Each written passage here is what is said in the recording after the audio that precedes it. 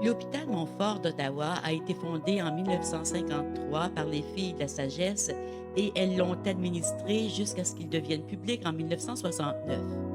Nous avons rencontré des religieuses, ces femmes extraordinaires qui ont travaillé 7 jours par semaine, 24 heures par jour, 365 jours par année.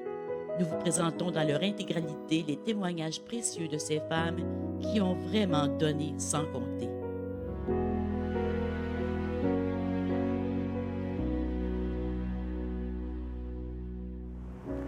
Aujourd'hui, nous vous présentons 3 rencontres.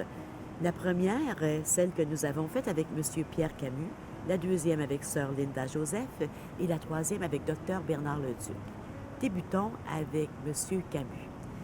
Pierre Camus fait partie du premier CA laïque de l'hôpital Montfort. Il a été simple membre de 1964 à 1967, puis président de 1967 à 1972.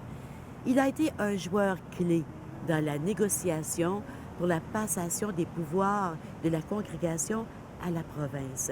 Et c'est avec beaucoup d'admiration qu'il parle de la compétence des Filles de la Sagesse à gérer cet hôpital et à s'assurer qu'elle avait des bases solides. J'ai été invité en fait par un médecin qui faisait partie de la première équipe de l'hôpital et qui était un ami.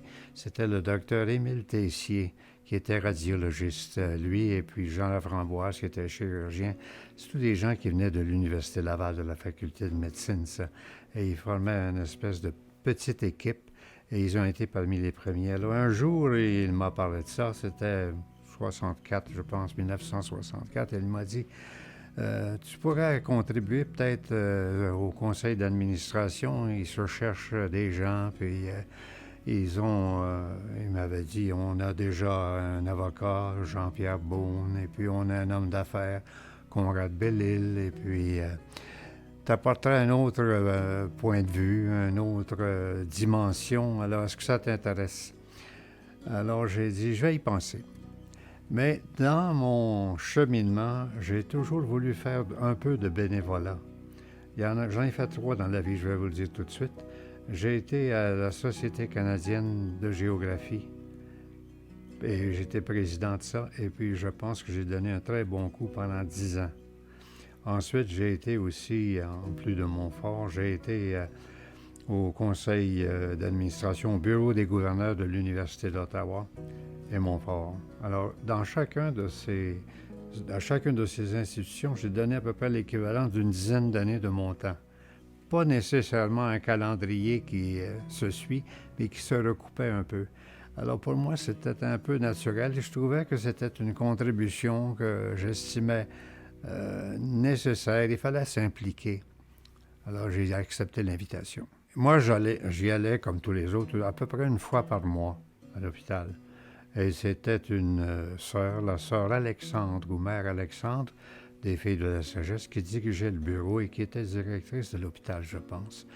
Et puis, ce que j'ai remarqué, la première chose qui m'a frappé, c'est le dévouement.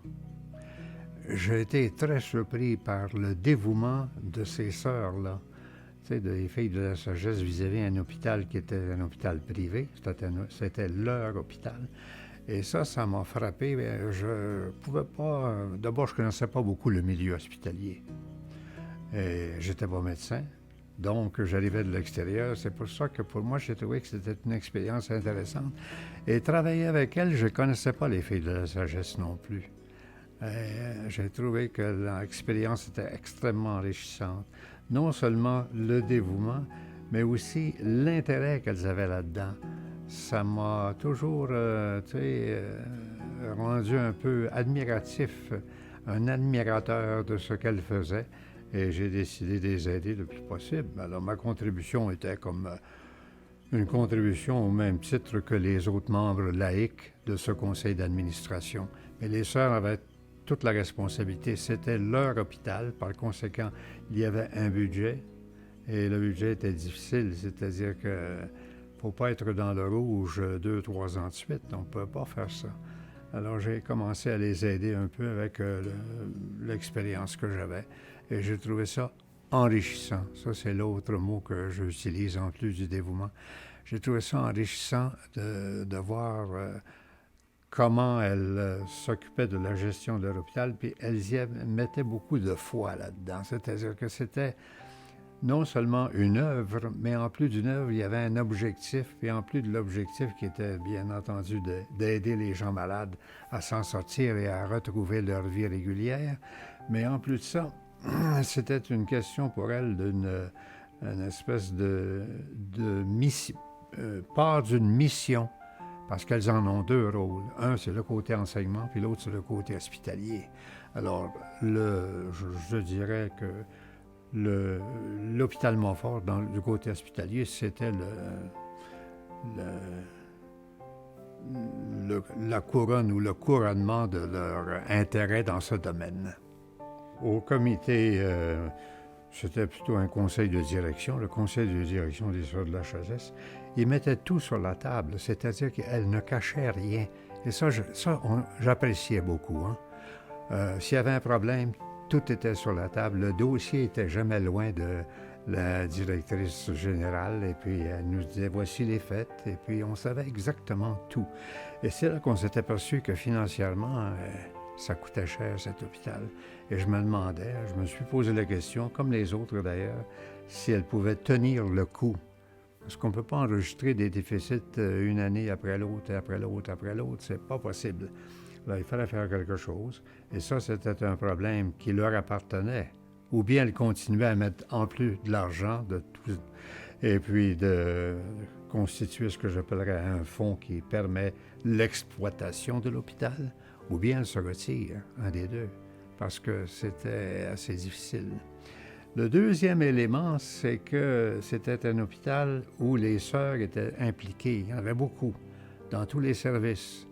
À partir de la directrice générale jusqu'aux équipes qui s'occupaient de l'entretien de l'hôpital, elles étaient plusieurs assignées à ça. C'était leur poste avant d'être nommées ailleurs dans d'autres choses. Elles étaient là, c'était toute une équipe.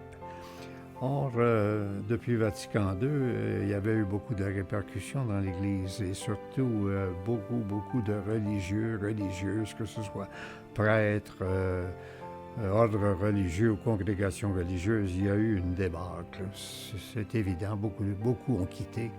Et je pense que les filles de la sagesse aussi ont eu des difficultés de recrutement, ainsi de suite. Alors, quand vous voyez ça à long terme, est-ce que c'était possible pour eux de tenir une équipe de 20, 25, 30, 40 religieuses dans une institution qui était pas malade, mais difficile à exploiter? Il y a un troisième élément intéressant qui arrive à ce moment-ci, c'est qu'il ne faut pas oublier que dans le milieu dans lequel nous sommes, tout bouge. Vanier bouge, Ottawa bouge, la région bouge, le comté de Prescott-Russell, tout ce qu'il y a d'environ bouge. Et nous sommes on a fêté le 100e anniversaire du Canada en 67. Et vous avez là ce que j'appellerais un élément communautaire nouveau qui commence à poindre partout. Et on a des fondations de toutes sortes de choses, que ce soit des hôpitaux, des bibliothèques, des centres de recherche. Il y a un esprit communautaire nouveau qui commence à jaillir. Alors là, tranquillement, on voit qu'il serait possible de changer, pas la vocation de l'hôpital, mais d'en changer tout simplement l'administration.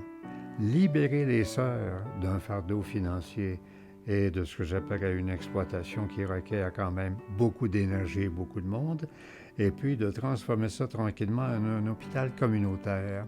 Et quand on pense à communautaire, on pensait toujours de conserver le caractère français de l'hôpital. Son caractère religieux, plus difficile à conserver naturellement. Si vous devenez un hôpital communautaire public au lieu d'un hôpital privé, c'est plus difficile. Mais ça, l'aspect le plus important, c'était de conserver le caractère français de l'institution. Il y avait deux moyens. Le premier, c'est que toute l'équipe soit de langue française. Deuxièmement, que même si le service est bilingue partout, que l'administration se fasse à l'intérieur en français. C'est ça qui est important.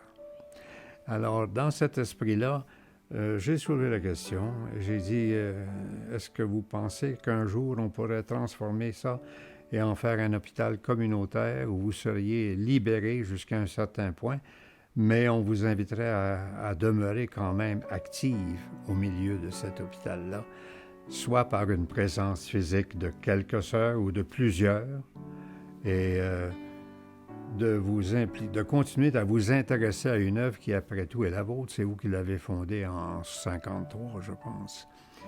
Qu'elles ont dit, on va explorer ça, comment on pourrait s'en sortir, qu'est-ce qu'on pourrait faire, et ainsi de suite.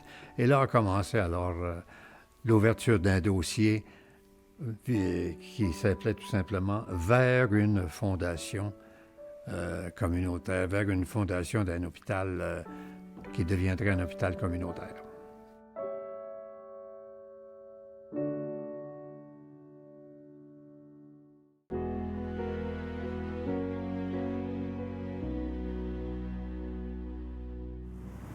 Sœur Linda Joseph est présentement supérieure provinciale des Filles de la Sagesse.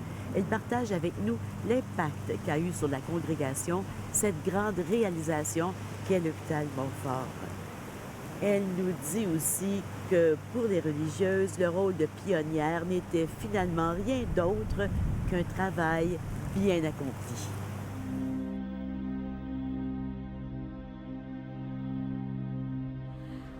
Tout d'abord, il faut que tu saches que les Filles de la Sagesse sont arrivées en 1884 à Montfort, ça c'est au nord de Montréal. Et c'était pour répondre à un besoin, prendre soin des orphelins. Alors, ces petits orphelins-là étaient sans parents, donc ils devenaient des mères pour eux autres, donc assurer le soin des orphelins et leur éducation. Très vite, les 3 orphelins sont devenus très nombreux, 96, en dedans de quelques années. Et puis, quelques années après ça, les sœurs ont commencé l'enseignement, sont sorties de Montfort pour répondre à d'autres besoins, surtout en enseignement d'abord, puis après ça dans les hôpitaux. Et après ça, dans tous les besoins qui se présentaient, alors il y avait le soin des vieillards, il y avait les services sociaux, sont allés partout dans le Canada. En 1904, ils étaient rendus à Victoria. Donc, partir de Montfort, au nord de Montréal, à ce moment-là, jusqu'à Victoria. Et puis, elles se sont répandues un peu partout à travers le Canada, y compris aussi au sud, aux États-Unis, Saint-Agatha, au Maine, et puis après ça, dans l'État du New York, à Port Jefferson. À ce moment-là, tout ça, ça comprenait la province du Canada. Alors donc, c'était pour répondre à plusieurs besoins. Alors, dans les hôpitaux, alors c'était la direction des hôpitaux, la prise en charge, les soins à administrer, puis tous les services connexes. Dans l'éducation, c'était la même chose. Dans les services sociaux, les soins des aînés, les handicapés, tout.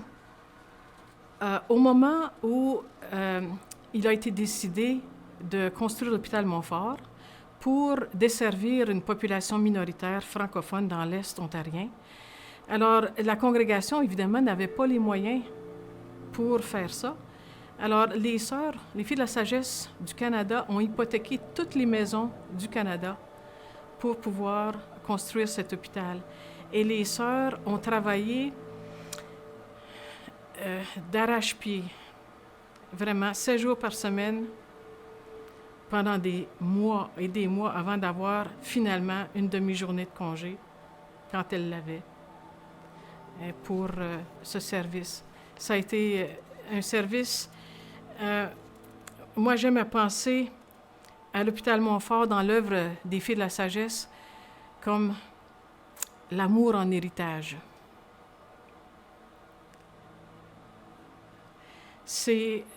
On a poursuivi les valeurs du Christ, sagesse, qui pour nous sont des valeurs de compassion, d'amour, de proximité avec les gens, de bonté, d'inclusion,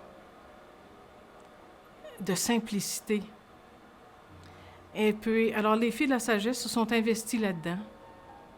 Et puis, ça a donné ce que ça a donné maintenant.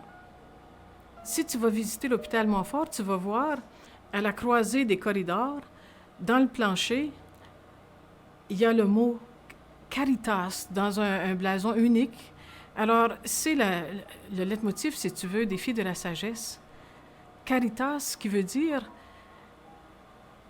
un cœur qui aime, la qualité d'un cœur qui aime. Et c'est ce qu'on a voulu, les filles de la sagesse ont voulu laisser vivre dans cet hôpital et laisser en héritage à la population. J'aimerais partager peut-être 3 choses. D'abord, merci. Merci à la population, merci à toutes les personnes qui nous ont aidés, parce qu'on est devenus de meilleures filles de la sagesse à cause de vous. Ensuite, j'aimerais dire que si on diminue en nombre, on ne diminue pas en amour. On continue de porter Montfort, on continue de faire tout ce qu'on peut jusqu'à la dernière minute. Et la 3e chose que j'aimerais dire, c'est que s'il y a des femmes qui veulent se joindre à nous, elles sont toujours les bienvenues. Alors, merci de ce qui a été. Alléluia pour ce qui existe, et puis Amen pour ce qui s'en vient. Montfort, c'est un point saillant, mais un point aussi rassembleur. Parce que pour la mission des filles de la sagesse, ça a été très, très important. Un facteur d'union puis de solidarité, parce qu'on sait que, d'abord, on a parlé des finances toutes nos maisons étaient hypothéquées. On a parlé, je veux dire aussi, des ressources humaines. On est allé chercher des infirmières partout au Canada où on avait des hôpitaux, pour qu'elles soient des infirmières cadres, qu'elles soient les infirmières au chevet des malades, qu'elles soient dans les différents postes de responsabilité.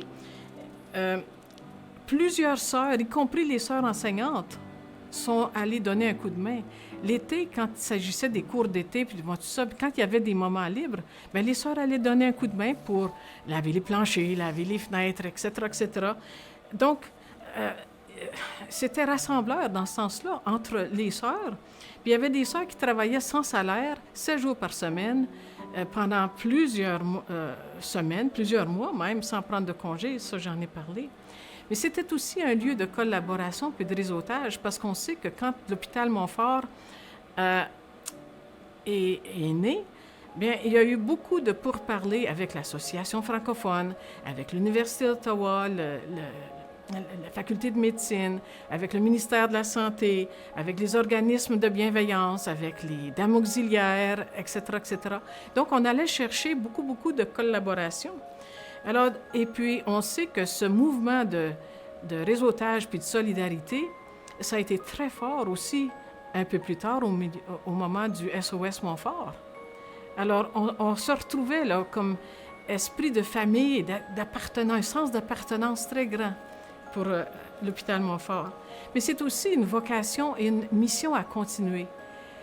Parce que on sait qu'on a dû passer l'hôpital pour différentes raisons, mais les personnes qui sont là actuellement continuent de vivre les valeurs des filles de la sagesse. Créer un sens d'appartenance et garder l'esprit de famille dans cet hôpital. Alors pour nous, ça c'est très important. Continuer ces valeurs d'amour, d'excellence dans les soins, à tout point de vue, de proximité avec les gens. Alors, c'est ça.